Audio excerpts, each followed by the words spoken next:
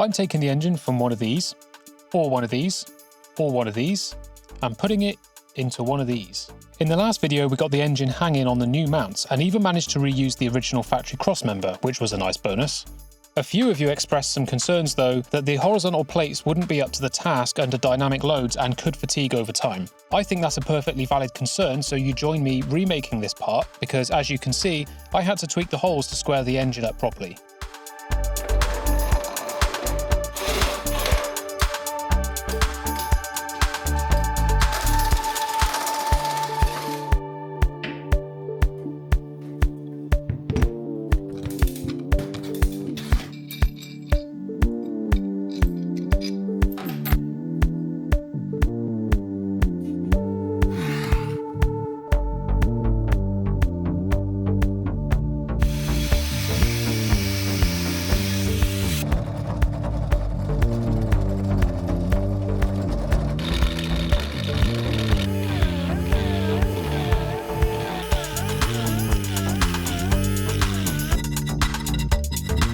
This revised design features slots to allow slight back and forth adjustment where it attaches to the gearbox bracket, and side-to-side adjustment where it attaches to the chassis.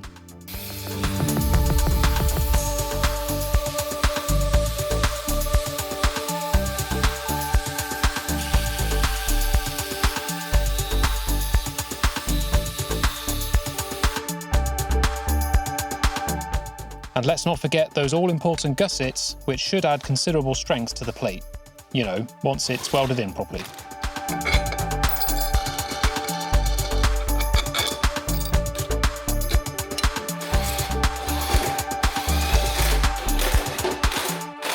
Speaking of welding, let's talk about the machine I've been using. The Clark 135 TE is a perfectly fine welder, but aside from skill issues on my part, my main problems lately have been related to shielding gas. I've been using these disposable bottles because they're easy to pick up from Machine Mart, but they don't last very long and replacing them gets pretty expensive over time. Not to mention the regulator that fits these, the one that comes with the welder, is actually manufactured landfill. It's quite a simple device, it just doesn't work very well. The way that it works is that on the bottle itself you've got a Schrader valve. If you stick a screwdriver in there, you'll get some gas come out. Like that. Gas will come through there. It works just like a tyre valve does. On here, you've got basically the reverse of that. You've got a female thread, and inside you've got a pin. And as you screw that on, those two pins touch. This pin is always the same strength, but this pin, the strength of this pin is variable. So if you stick this on 0, that's no gas flow whatsoever. This pin is quite loose, it can be pressed in quite easily. And that means that when these two pins come together, like this is the bottle and this is the regulator, the bottle's pin always wins because it's stronger than the pin inside of the regulator. But when you turn the dial up to 6, as far as it will go, this pin can no longer be depressed. I can't push that in anymore. So now, when those two come together, the pin on the regulator wins and pushes in the pin on the bottle like that. And that's how you get gas flow. That's all very interesting, but if it doesn't work, then who cares? Because I finally got my wallet out and invested in a decent regulator with a built-in flow meter, and that regulator attaches to a decent-sized gas bottle. I also picked up an adapter hose that converts the G3/8 outlet from the regulator to the 4mm feed to the welder. So let's get it put together.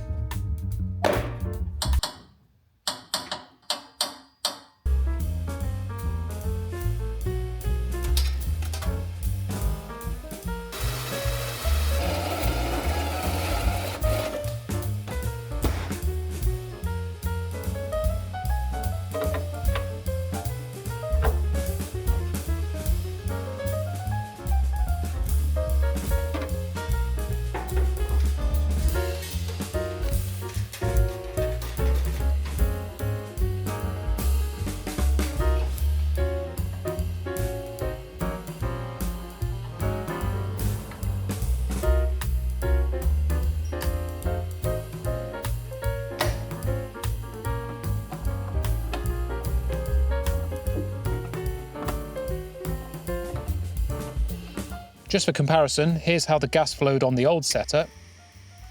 Bearing in mind, that's with the regulator set to the maximum. And here it is on the new setup where the flow rate is set to 12 litres per minute.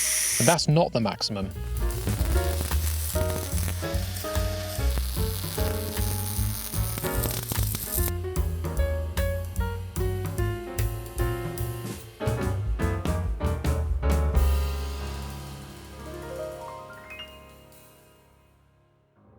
Having done a few test welds, I'm pretty happy that porosity is no longer an issue, which means I can finish welding out some of the pieces that, until now, I'd only tacked into place. A few videos ago, I had a go at remaking the upper radiator support. Now it's time to revisit this and make it out of thicker material.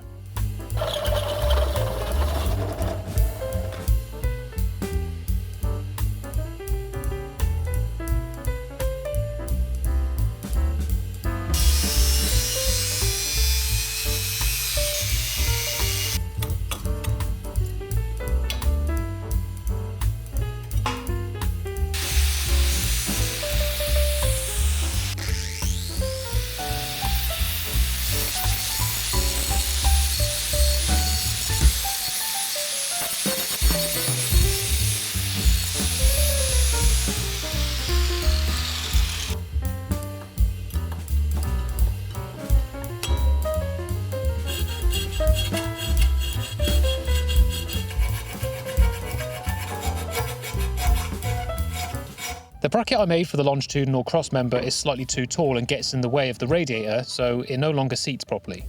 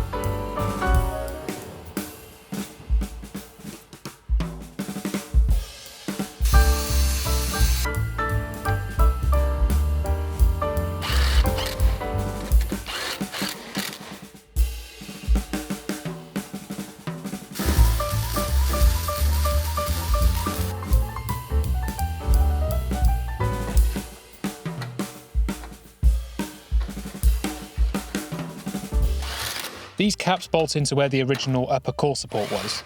Should just now be a simple case of attaching everything together. The only problem is that we still have the issue of the radiator being warped. So I'll show you here, look.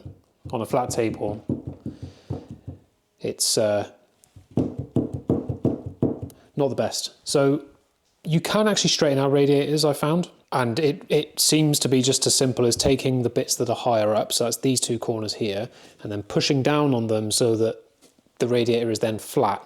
If we can do that, then that will solve a lot of our problems and we can actually continue making the core support. I'm going to give it a go. It's a bit of a gamble. Now what I will say is that I don't know the alloy that this radiator is made from. Aluminium, as you probably know, comes in lots of different alloys and some of them are more ductile than others. I'm guessing that given that it's welded, it's going to narrow it down to a couple of different series of aluminium. Yeah, so apparently finding out information about this sort of thing is quite difficult because nearly every aftermarket radiator manufacturer, including Japspeed, the one who made this one, they all just say generic marketing terms like aircraft grade aluminium. But a little bit further digging, I found that it's possible that it's actually 6000 series aluminium. I'm basing that purely on a simple Google search, but it is weldable. So that's evident, the fact that this has been welded clearly. And it seems to be quite a common type. So I'm going to just make a safe assumption that it's 6000 series aluminium. I'm worried that if I try and force this down, I might end up cracking it. I'm going to try and push it down with my hands, and if it doesn't feel like it wants to move, I might try and put a little bit of heat into the thing, which is going to be very difficult because it's a radiator and its entire job is to dissipate heat. So I'm just going to try.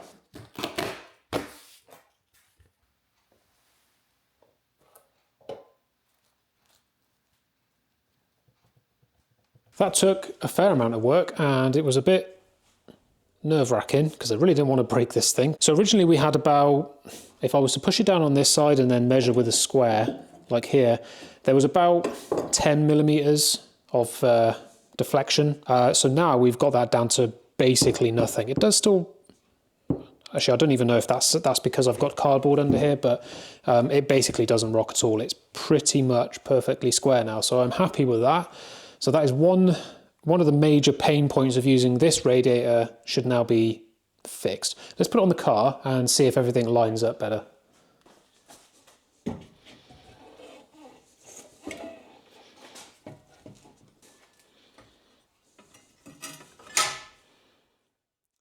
Yeah, so this is massively improved. So this is perfectly sized for the hole, and before I couldn't even put the rubber thing in on the other side because it was just too off center.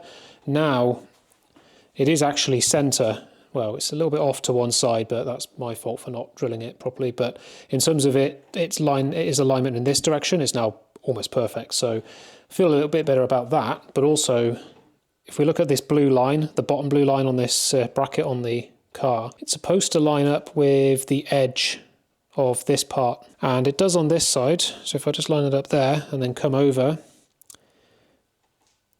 it's pretty much spot on there. So I no longer have a problem with this warping. So I can now, all I need to do is just make a structure that goes from there, connects to the top of here.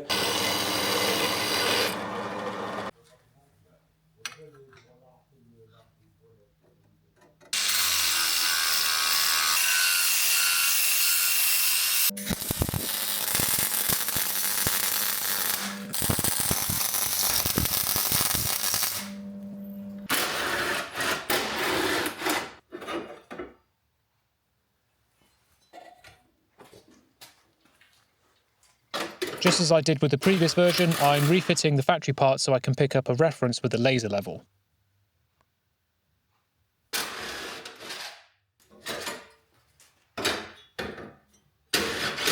I'm then using that laser line to mark out where the latch needs to go on the new part.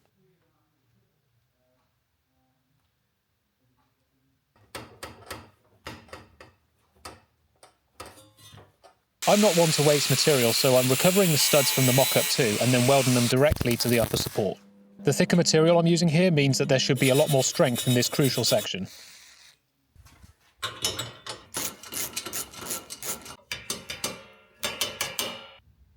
The latch has been thoroughly cleaned and has some fresh grease applied, so I'm testing it with this screwdriver.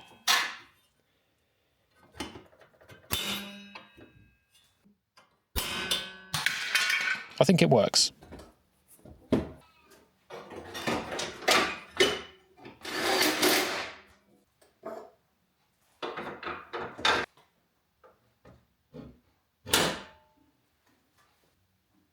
The striker in the bonnet seems to line up nicely with the latch, but before I can test the latch properly, I need to resolve a few clearance issues. The main being the intake manifold, the obnoxiously large chunk that it is, fouling one of these strengthening ribs on the underside of the bonnet.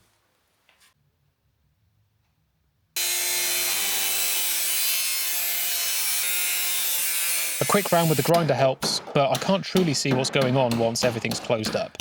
So I'm using the cheapest borescope AliExpress has to offer to help me see if anything else is colliding behind the manifold.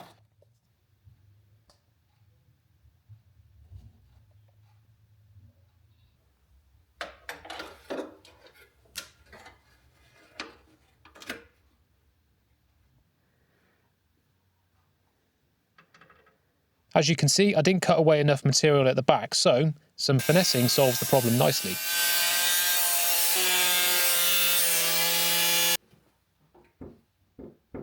I also had to remove some material at the very front because the intake air temperature sensor was in the way. Honestly, the intake manifold on this engine has to be one of the biggest packaging problems with this conversion so far. Anyway, now we can close the bonnet properly, after the latch has been adjusted.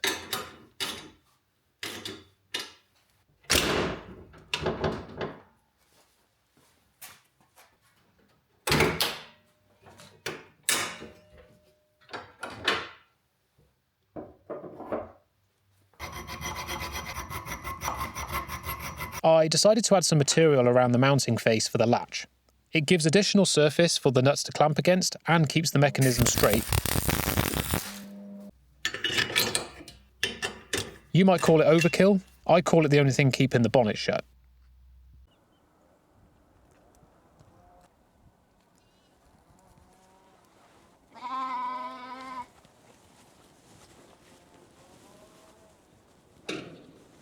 These guys have been making an absolute racket. Anyway, we now have a working bonnet catch. It opens, it closes, it locks. We also now have a nice and sturdy core support. Still needs a little bit of extra work. Needs fully welding out. I might put a couple of gussets here. Another thing it also needs is, I'll just show you on this original one. Normally go up there. You can see that it actually bridges all the way across it doesn't dip down like mine does.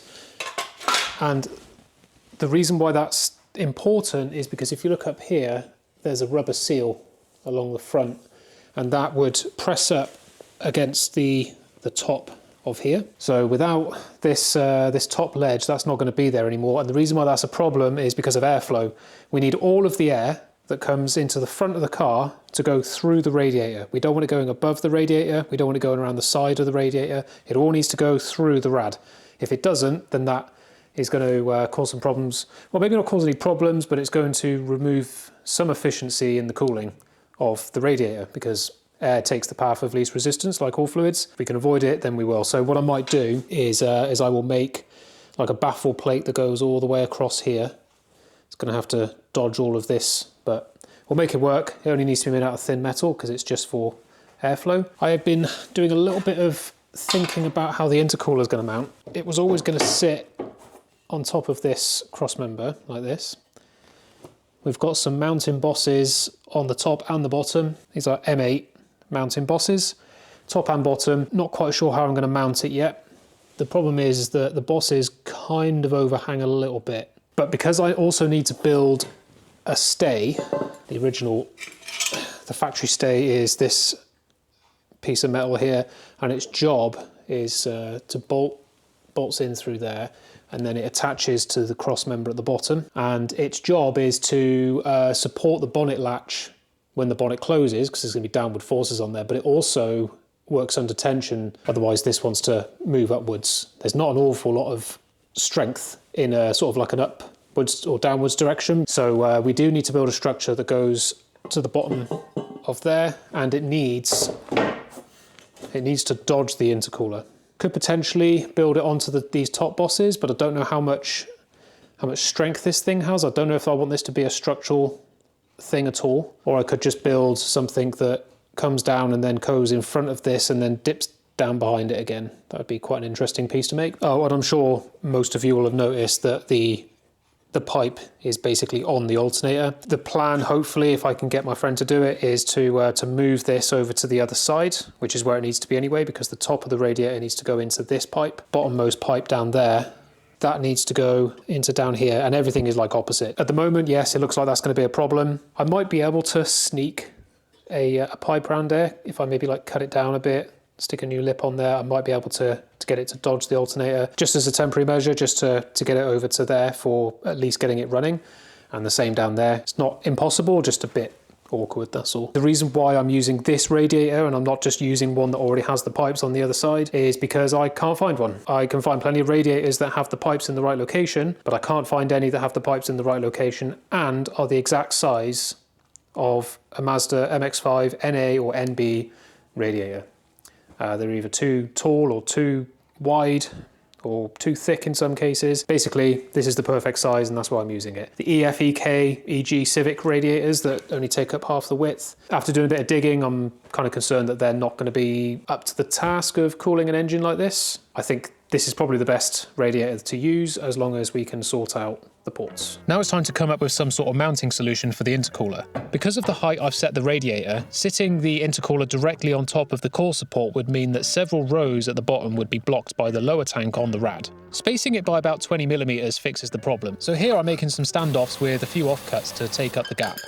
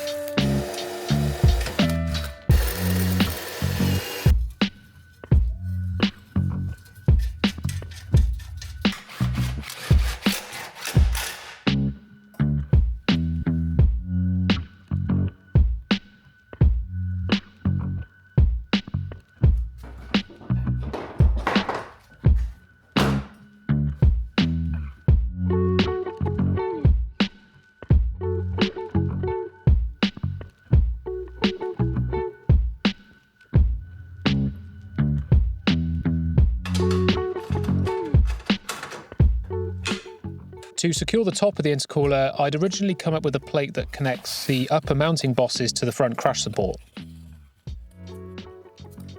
I ended up scrapping this idea though, partly because I didn't want to have to remove the crash bar each time I need to remove the intercooler, but mostly because I want to retain a decent gap between the bar and any critical components. Otherwise, even a low-speed bump could destroy both the intercooler and the radiator behind it.